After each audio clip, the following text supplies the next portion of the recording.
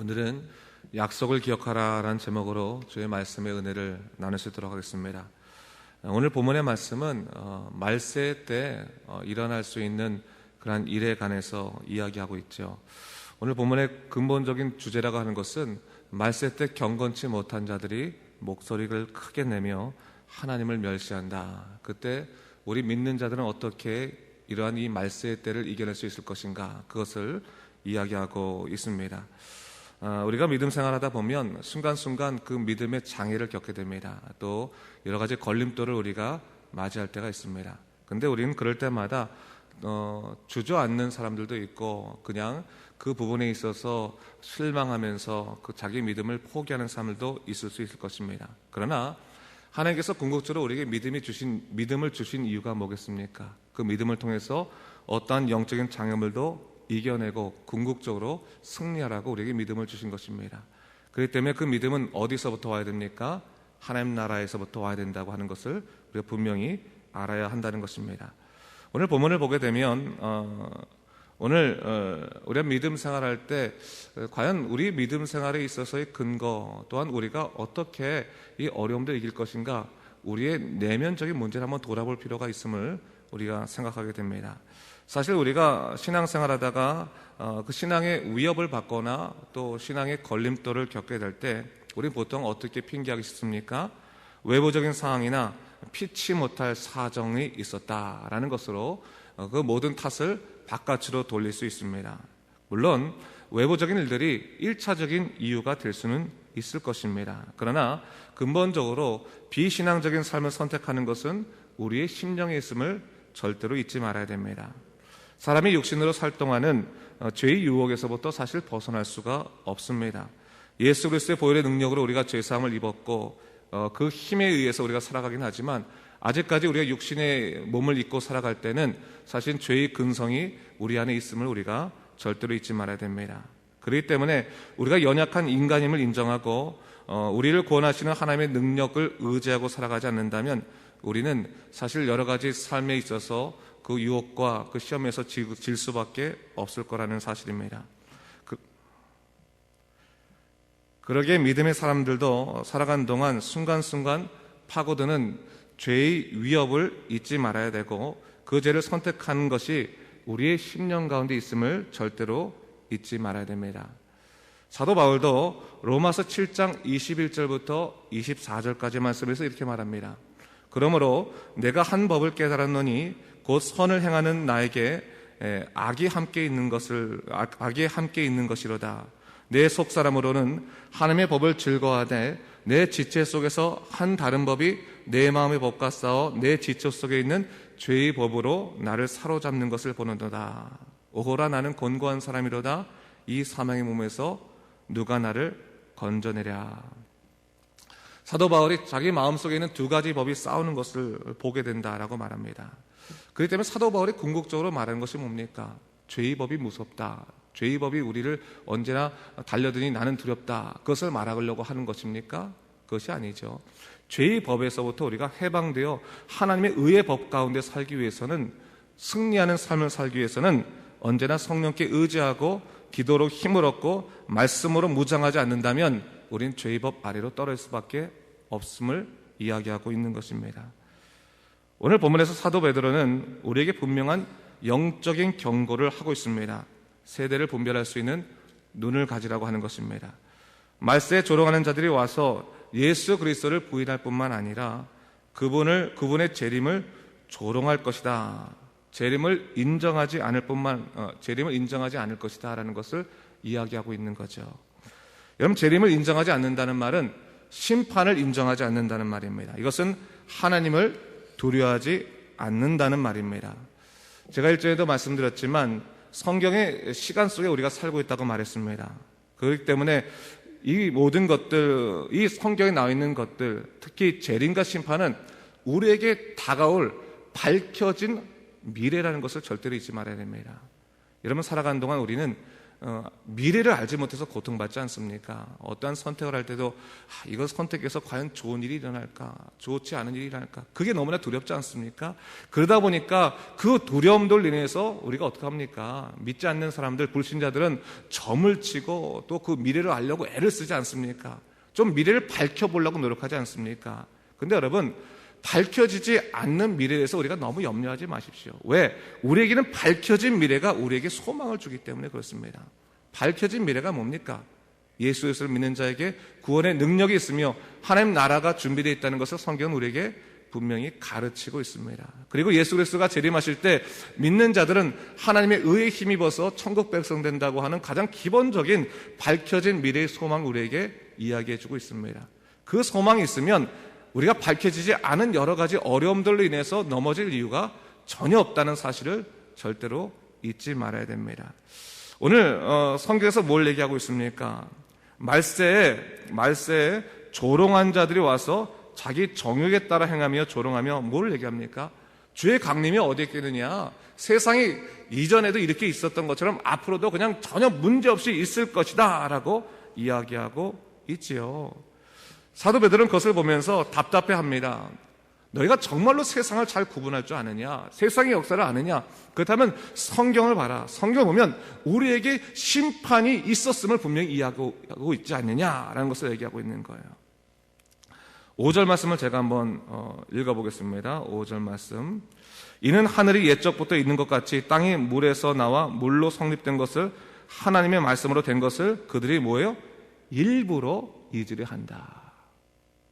그들이 정말 몰라서 모르는 게 아니라 그것을 인정하지 않으려고 한다라고 하는 거예요. 인정하지 않으려고 한다.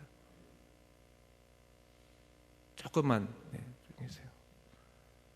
인정하지 않으려고 한다라는 것을 얘기하고 있는 거예요. 뭡니까? 죄로 인해서 그들이 하나님의 법을, 하나님의 능력을 그들이 거부한다라는 것을 얘기하고 있는 것입니다. 근데 오늘 성경에서는 뭐라고 말하고 있습니까? 7절 말씀을 제가 한번 읽어보겠습니다. 이제 하늘과 땅은 그 동일한 말씀으로 불사르기 위하여 보호하신 바 되어 경건치 아니한 사람들의 심판과 멸망의 날까지 보존하여 두신 것이다. 6절 말씀에 이로 말미암아 그때 세상은 물이 넘침으로 멸망하였으되 라고 말하고 있어요. 이 말은 뭡니까? 인간의 역사를 잘 살펴봐라. 이미 하나님께서 이만 심판에 대해서 이야기하셨다. 그렇다면 앞으로 뭐예요? 이말 심판에 대해서 너희가 기억해야 된다라고요. 이만 심판은 뭘로 멸망했습니까? 물로 멸망했다는 것을 이야기하고 있고, 이말 심판에 대해서는 불로 멸망할 것을 이야기하고 있습니다.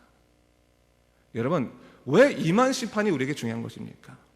이만 심판의 때를 잘 구분하게 되면 이만 심판의 때를 우리가 분별할 수 있기 때문에 그렇습니다. 이만 심판의 때 어떤 일이 있었습니까? 경건치 못한 자들이 그들이 세상의 중심에 서서 하나님을 멸시한 일들이 있었다고 하는 거예요.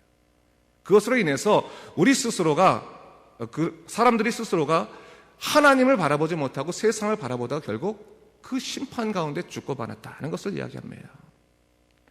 이만 심판도 마찬가지입니다. 하나님을 멸시하고 경건치 못하게 살아가게 된다면 우리 또한 그 이말 심판 앞에서 피하지 못할 자가 될 수 있다라는 것을 얘기하고 있는 거죠. 예수 그리스도의 능력으로 십자가의 보혈로 우리가 바로 서지 않는다면 그 심판 가운데서 그 하나님의 그 심판의 무서움을 피할 길이 없음을 성경은 이야기하고 있는 것입니다.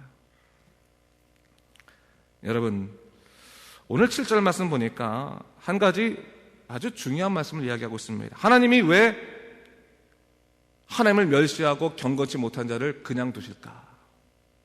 하나님의 영광을 드러내지 못한 사람들을 그냥 두실까? 왜 그렇습니까? 그들을 심판의 두려움 가운데 서게 하기 위해서 뭐예요? 보존하신다라는 것이에요. 보존하신다.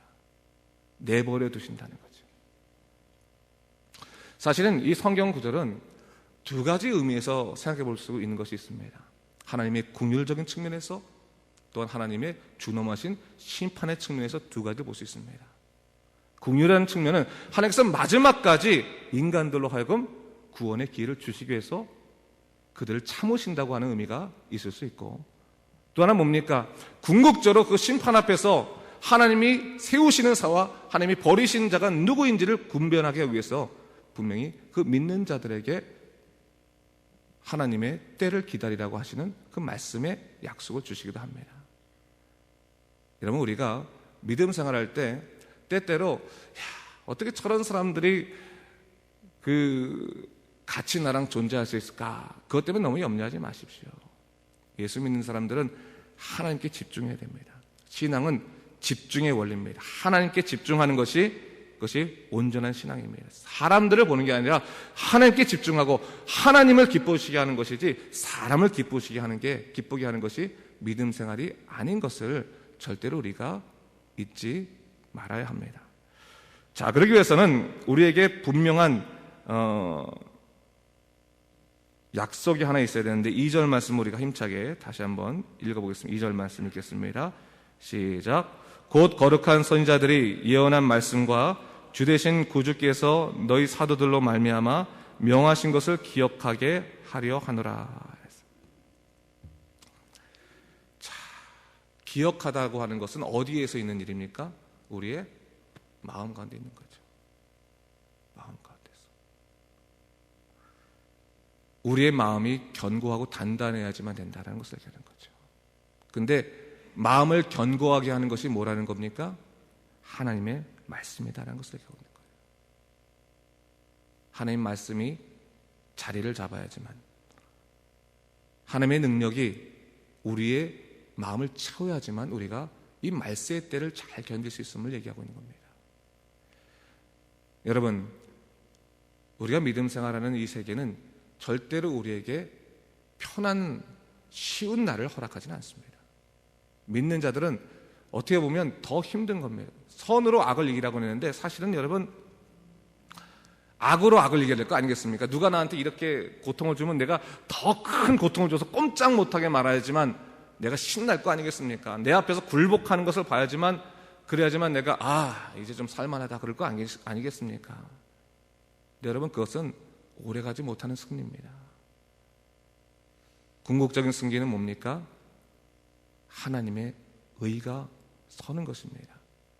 잘 참고 잘 견디고 말씀 가운데서 주님 원하시는 것들 실천하면서 온전히 걸어가게 되면 하나님께서는 우리에게 반드시 약속하시는 거죠.